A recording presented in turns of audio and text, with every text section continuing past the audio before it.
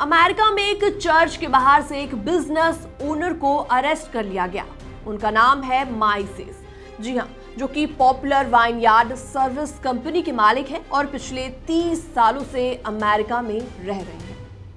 अब जरा सोचिए कि आप अपने पूरे परिवार के साथ हर संडे चर्च विजिट करते हैं, रोज मेहनत करके पैसे कमाते हैं और फिर एक दिन आपको चर्च के बाहर आइस यानी कि इमिग्रेशन ऑफिसर्स घेर लेते हैं और जंजीरों में बांधकर ले जाते हैं।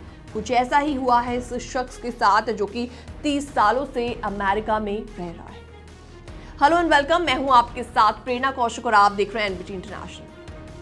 तो ऐसे में गुरुवार का ये मामला है। गुरुवार को जब वो न्यूबर्ग शहर के सेंट माइकल चर्च के बाहर निकल रहे थे, तभी आईएस अधिकारियों ने उन्हें तुरंत अरेस्ट कर लिया।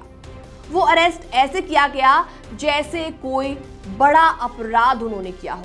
तो ऐसे में उनके पैरों में चेन्स लगाई गई, बेल्ट और घड़ी तक उनकी निकाल ली गई और उन्हें बिना किसी वारंट के सीधे डिटेंशन सेंटर में भेज दिया गया।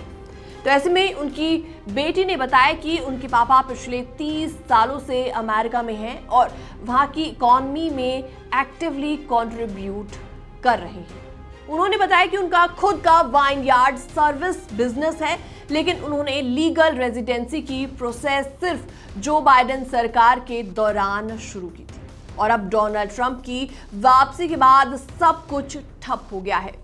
तो ऐसे में लोग कहते हैं कि इतने साल से अमेरिका में थे तो सिटीजनशिप आखिर क्यों नहीं ली। ऐसे में लोग उनसे लगातार ये सवाल कर रहे हैं, लेकिन क्या हर कोई अफोर्ड कर सकता है इमिग्रेशन लॉयर? तो ऐसे में उनकी बेटी ने बताया कि जब उनके पापा को आईएस ऑफिसर्स ले जा रहे थे अरेस्ट करके, तब उनके पास ना तो उनके शूज के फीते थे, ना ही बेल्ट थी और सबसे ज्यादा डराने वाली बात ये थी कि वो अकेले नहीं। जिस चर्च के बाहर से उनको अरेस्ट किया गया, वहां के एक व्यक्ति ने रिएक्शन देते हुए कहा कि वहां पे काफी ज्यादा डर का माहौल है, काफी ज्यादा खौफ का माहौल है। हमारी कम्युनिटी इस दौरान काफी ज्यादा डरी हुई है। उस शख्स ने बोला कि हमारी संडे की स्पेनिश प्रेयर सर्विस में पहले 40 से 50 लोग आया करते थे, अब सिर्फ 12 लोग मौजूद होते हैं। अब उनमें से भी कोई बच्चा नहीं शामिल होता। उन्होंने कहा कि लोग अब घर से बाहर निकलने से डर रहे हैं।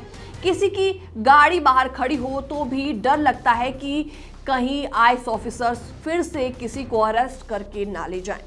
ये सब ऐसे समय पर हो रहा है जब पूरे अमेरिका में आईएस के खिलाफ प्रोटेस्ट हो रहे हैं, खासतौर पर लॉस एंजलिस में, जहां पर डोनाल्ड ट्रंप ने नेशनल गार्ड्स तक तैनात कर दी हैं। हालांकि फेडरल कोर्ट ने उस डिप्लॉयमेंट को इलीगल बताया है, लेकिन उस फैसले पर अब रोक लग चुकी है और अपील्स कोर्ट में हियरिंग होने वाली है। फिलहाल इस पूरे रिपोर्ट में इतना ही। बाकी तमाम अपडेट्स के लिए बने रहिए एनबीटी इंटरनेशनल के साथ।